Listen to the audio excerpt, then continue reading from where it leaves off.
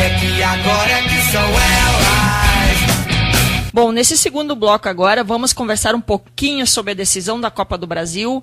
Está conosco o Rodney Brocanelli, de São Paulo, jornalista, e vai falar como está a expectativa do torcedor corintiano, para a alegria da nossa queridona Paula Cardoso, que é corintiana e deve estar com o coração a mil, disposta, né, a comemorar mais um título, mas o Mano Menezes está disposto a estragar essa festa corintiana. E também para falar a perspectiva dos palmeirenses, a falar um pouquinho do futebol paulista. Muito boa tarde, Rodney. Boa tarde, Clairene, boa tarde aos amigos ouvintes aí da Rádio Estação Web. Eu estou aqui à disposição para falar de futebol, muita coisa acontecendo nesse final de ano e muita agitação aqui em São Paulo devido à final da Copa do Brasil, Campeonato Brasileiro e muito mais coisas por aí. Com certeza. E como é que está a expectativa hoje para essa grande decisão? Olha, é assim, o que a gente tem notado aqui nas conversas, dos programas de televisão, é que realmente o Cruzeiro tem um leve favoritismo. Por que eu digo que tem um leve favoritismo? Devido ao resultado que foi feito no primeiro jogo lá no Mineirão. O Cruzeiro teve condições de fazer um placar mais dilatado, acabou não conseguindo. O Cássio realmente fez uma partida muito boa, salvou o time em algumas ocasiões. E a expectativa aqui em São Paulo é assim, mesmo com o Corinthians tendo problemas, não sendo um dos melhores times aí dos últimos anos, ainda com um trabalho do Jair Ventura que ainda não conseguiu decolar, o Corinthians pode ser campeão, o Corinthians tem totais condições de ser campeão. E eu vou até recuperar um pouquinho a história, né? A história mostra que o Corinthians, com times limitados, acabou conquistando torneios importantes. Então, eu vou lembrar um pouquinho aí o Campeonato Brasileiro de 1990. Aquele time do Corinthians que bateu o São Paulo no estádio do Morumbi e foi campeão brasileiro, não tinha um elenco de grandes jogadores. Tinha lá o Neto, o goleiro Ronaldo, o Wilson Mano, e tirando esses três jogadores aí que tinham nível, eu acho que o restante daquele elenco era de jogadores operários. E eles acabaram surpreendendo o São Paulo de Tele Santana no Morumbi, 1-0, gol de Tupanzinho. Então, eu acho que a história mostra, e a história anima um pouquinho aí o torcedor do Corinthians, que de repente hoje, na noite de hoje, o time, mesmo com todos esses problemas, com todas as limitações, pode sair com um excelente resultado. O estádio com certeza vai estar lotado até pela questão do apoio que a torcida já fez ontem durante o treino, né? É verdade, a torcida do Corinthians ela é muito apaixonada, ela tem motivos também para estar ao lado do clube, do time. O Corinthians nos últimos anos aí tem conquistado títulos importantes, e não vai ser agora, no momento em que o time não está apresentando um bom futebol, não vai ser dessa vez que a torcida vai deixar de apoiar o seu elenco de jogadores. Podem não concordar com muita coisa, podem reclamar um pouquinho aí do esquema do Jair Ventura, que coloca quase todo o time na defesa e praticamente ninguém no ataque, mas de qualquer forma a torcida não está abandonando o Corinthians. Isso é uma coisa que a gente pode dizer, e vai ser um fator, inclusive, a mais ali no estádio. A gente sabe de eu já até falei aqui da mística, né, da mística corintiana, que é aquela coisa que a torcida acaba empurrando o time. Então, o Cruzeiro pode ter muitas dificuldades. O Cruzeiro vai ter que fazer uma partida bem cerebral na noite dessa quinta-feira. E nessa questão ao time do Corinthians, o que acontece com o Romero, que é um jogador de muita qualidade, mas nos últimos jogos eu vejo ele com futebol muito abaixo? O Romero é um jogador que a gente sabe, inclusive até a gente já falou dele aqui em outras edições do programa. Uhum. Ele não é nenhuma sumidade técnica, ele não vem da mesma linhagem de outros grandes jogadores Sim. do Paraguai que atuaram aqui no Brasil. Eu Sim. até lembro o Romerito do Fluminense, que era um camisa 10, era um meio-campista, melhor dizendo, espetacular. O Romero, ele é um jogador que ele consegue cumprir a função que o técnico lhe determina. Então, dessa forma, ele acaba virando muito útil para o técnico da vez. Só que, às vezes, a questão técnica atrapalha. Ele pode fazer gols, ele faz gols, ele inclusive é o artilheiro aí da Arena Corinthians, desde a sua inauguração. Ele foi o jogador que mais fez gols aí com a camisa do Corinthians. Eu só não vou lembrar agora o número de gols, mas esse dado está na história dele. Mas dessa forma, assim, ele às vezes esbarra na própria limitação. Mas assim, ele cumpre a uma função defensiva de forma excelente aí para os técnicos que acabam solicitando isso. Mas, assim, quando a questão é de dele acabar avançando, dele acabar jogando do meio para frente, ele acaba se perdendo um pouco. E hoje uma questão que a gente tem visto é que ele é uma das principais referências da equipe no ataque. Então, eu acho que ele não está preparado para ser esse protagonista. Ele é um bom coadjuvante, mas protagonista eu acho que o Romero não tem essa cancha para ser não, Clairene. Pelo que eu observei diante do Flamengo, até ele estar em campo muito apagado, o time dependendo muito dele, e a mudança um pouco melhor foi quando a entrada do menino, se não me engano é o Pedrinho. É. O Pedrinho dá mais velocidade. Não é daqui a pouco o Jair Ventura colocar ele, ainda mais para um jogo como hoje, que precisa buscar o resultado. E a equipe, a gente sabe que a equipe do Cruzeiro é uma equipe tecnicamente muito boa. A gente sabe que também o De Arrascaeta, que é um dos principais jogadores do Cruzeiro, está chegando 16 horas em São Paulo para participar. Acho isso uma coisa cruel também, porque é lamentável que não exista data FIFA no Campeonato Brasileiro parar. Acho que isso é devido à extensão do calendário no futebol brasileiro. Eu acho que isso precisaria ter um pouco de respeito nessa questão, porque ele jogou ontem no Uruguai, embarcou do Japão, foi ao Emirados Árabes e veio direto para São Paulo. Chega às 16 horas e vai concentrar para jogar hoje. Então, acho que é meio puxado, mas ele é um jogador fundamental nesse meio campo. Claro que a gente sabe que o Thiago Neves também é jogador importante na equipe do Cruzeiro, mas a gente sabe que o Cruzeiro é uma equipe que marca bem e para sair na velocidade no contra-ataque, o Mano tem essa estratégia. O Corinthians vai precisar ter uma leitura tática de jogar na velocidade, jogar nas costas, principalmente dos laterais, a ter uma jogada filtrada. E daqui a pouco o Pedrinho não seria mais importante? Olha, Clarinha, assim, o Pedrinho, eu acho que ele é um jogador bom para segundo tempo. Nesse momento, eu acho que ele seria uma arma secreta para aproveitar o cansaço dos jogadores adversários na segunda etapa. Se o Jair Ventura quiser, ele pode colocar desde o começo da partida, mas particularmente, eu creio que não é isso que vai acontecer. O Pedrinho vai ser uma opção de segundo tempo, e ele acaba meio que mudando o panorama da partida, né?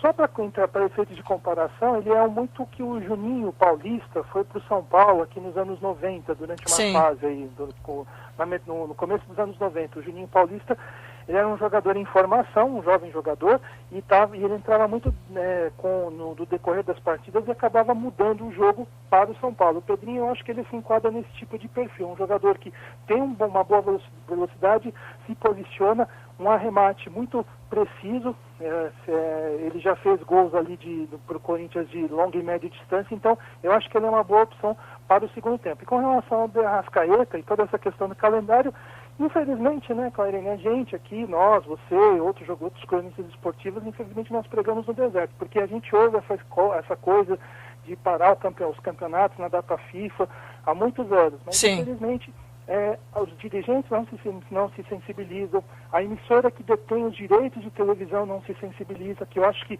isso muito passa, não apenas pela entidade máxima do futebol brasileiro, ela passa também pela Rede Globo de televisão. A partir do momento em que a emissora de TV começar a observar isso, que de repente os jogos, que o calendário tem que ser adequado ao calendário europeu, eu acho que realmente o produto que ela exibe vai ter um ganho muito maior de qualidade, Clairene. Com certeza, né? Então, a expectativa então de um grande jogo hoje, mesmo com toda a dificuldade, o Corinthians, o torcedor acredita bastante, e daqui a pouco são 60 milhões no bolso, né? Pois é, 60 milhões no bolso. E olha que esse dinheiro é um dinheiro que viria em boa hora para o Corinthians, né? A gente sabe das dificuldades financeiras da equipe, apesar de todas as últimas conquistas dos últimos tempos, né? Mas a gente não pode dizer que o Corinthians é um exemplo de administração esportiva, né? Então a gente tem aí a questão da arena, né? Muitas dívidas relacionadas ao estádio e toda a receita que entra vai por pagamento lá do estádio novo. Então, esse dinheiro seria muito bem-vindo aí para o Corinthians, a grana conquistada aí com o título da Copa do Brasil. Com certeza seria muito importante. E já por outro lado, o Palmeiras está sendo a grande alegria do torcedor a partir do momento que o Felipe Scolari assumiu o Palmeiras, né?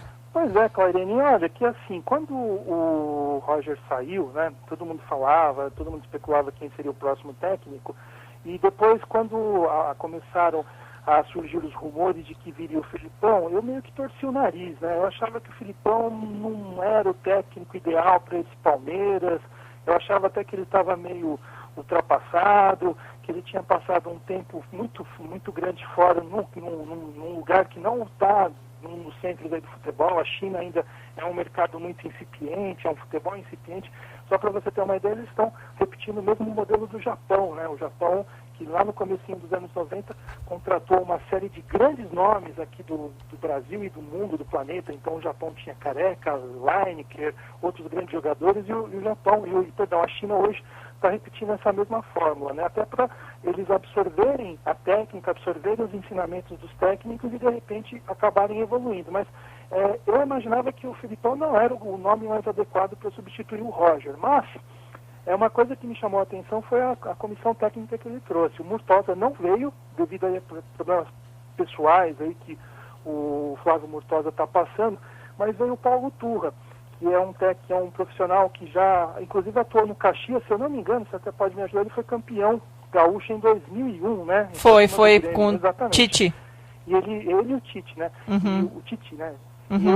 E ele veio para o Palmeiras, foi titular do Palmeiras durante um tempo e depois acabou indo embora. Mas eu acho que o Paulo Turra é o que dá um certo ar de modernidade ao trabalho do Filipão.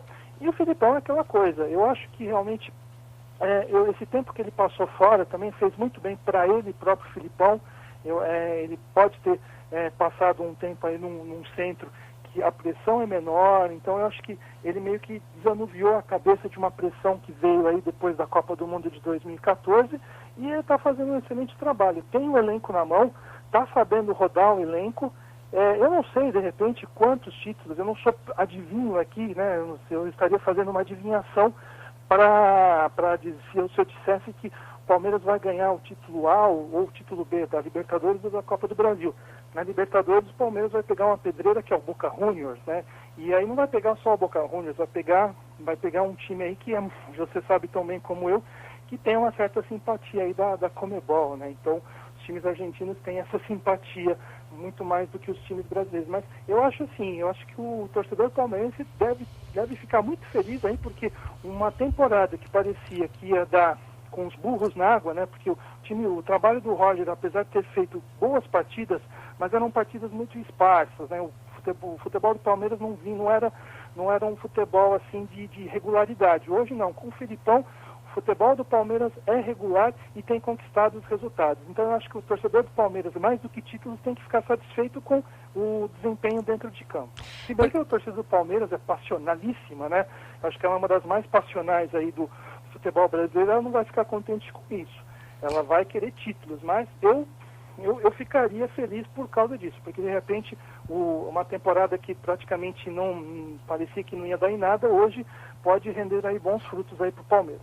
Se tu pode observar taticamente, percebendo na equipe do Palmeiras, observa-se que o Filipão tratou de fechar defensivamente e soube explorar o grupo que tem, como aquela grande liderança que a gente sabe que o Filipão tem.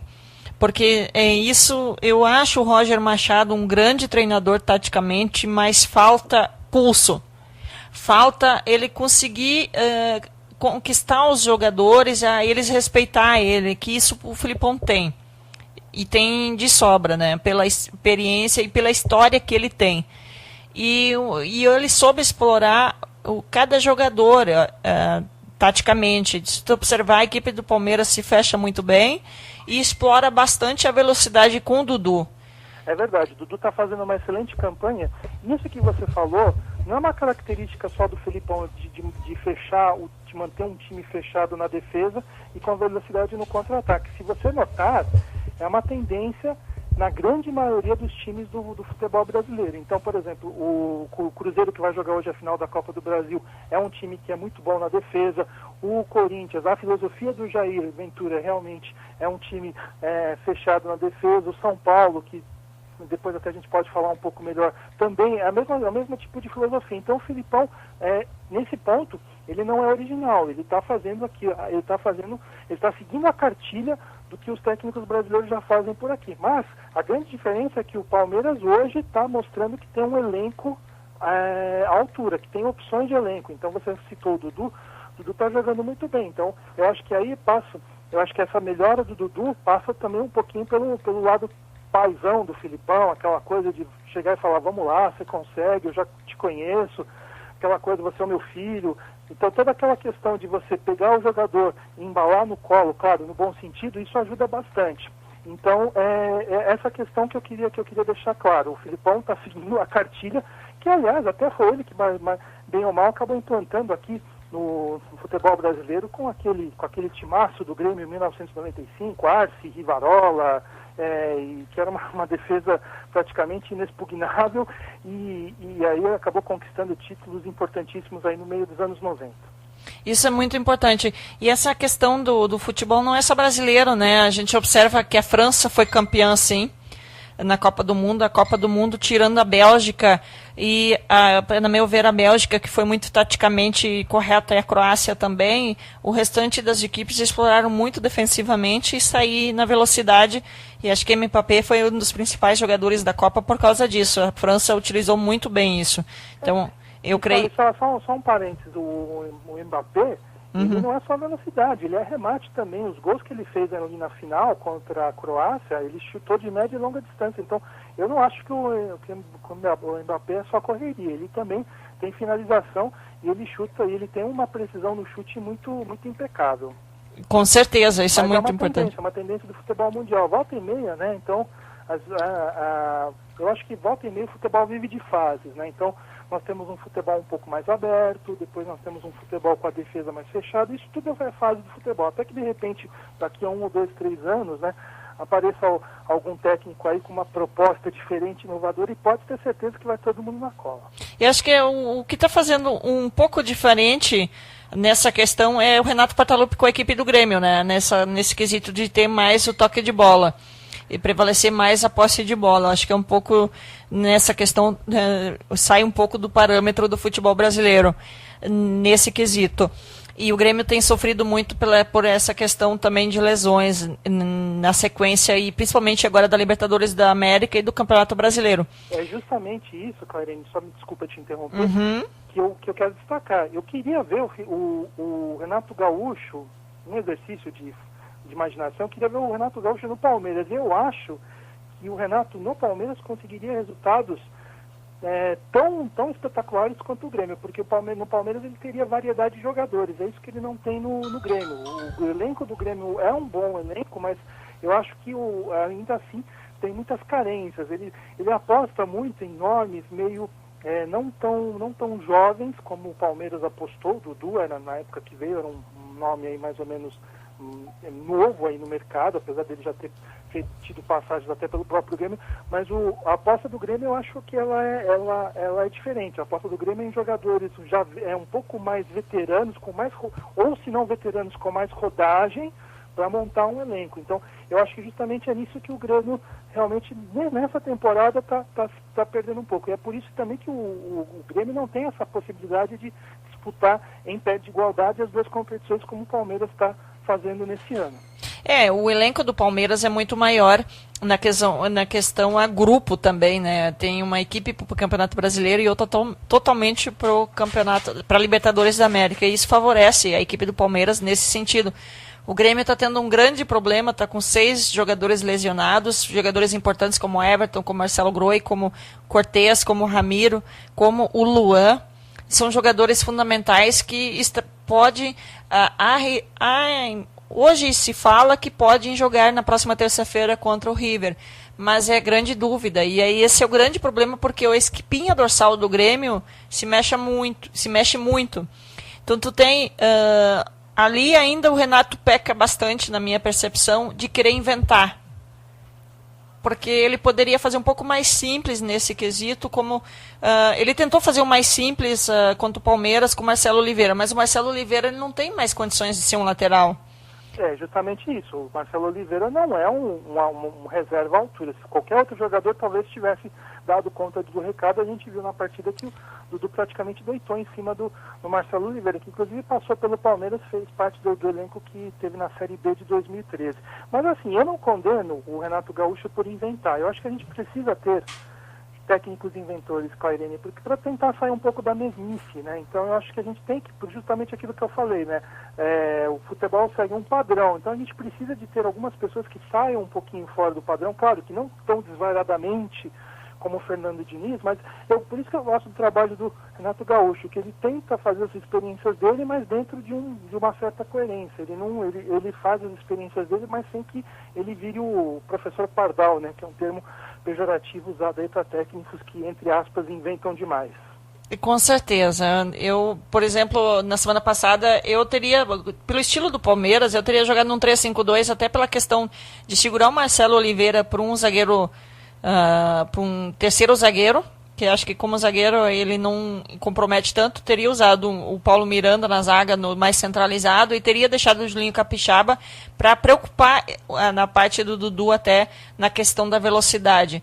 Mas ele foi por mais simples, né, e acabou, nesse quesito, acabou perdendo muito na questão da marcação, porque o Dudu é um dos jogadores muito importante. Já o São Paulo, na minha percepção, não briga pelo título do Campeonato Brasileiro, porque nós falávamos antes da consistência defensiva.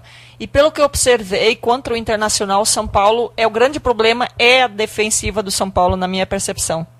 É verdade, apesar da defesa ser o principal ponto de atenção aí do técnico Diego Aguirre, né? Então ele monta um time fechadinho para tentar sair no contra-ataque, né? Mas o problema é que o material humano que está à disposição do Diego Aguirre ainda não é o material humano adequado. Por isso que São Paulo está, entre aspas, vivendo esse momento aí de declínio no Campeonato Brasileiro. Eu não descarto São Paulo e Grêmio como cartas fora do baralho aí desse Campeonato Brasileiro, porque muita coisa pode acontecer. Nós temos aí aproximadamente 10 rodadas e, por exemplo, o Palmeiras vai enfrentar uma pedreira aí na Copa do Brasil, então precisa ver como é que vai ser essa questão aí dos jogos contra o Boca Juniors, precisa ver se isso vai influenciar alguma coisa no elenco, vai mudar o ambiente aí do vestiário.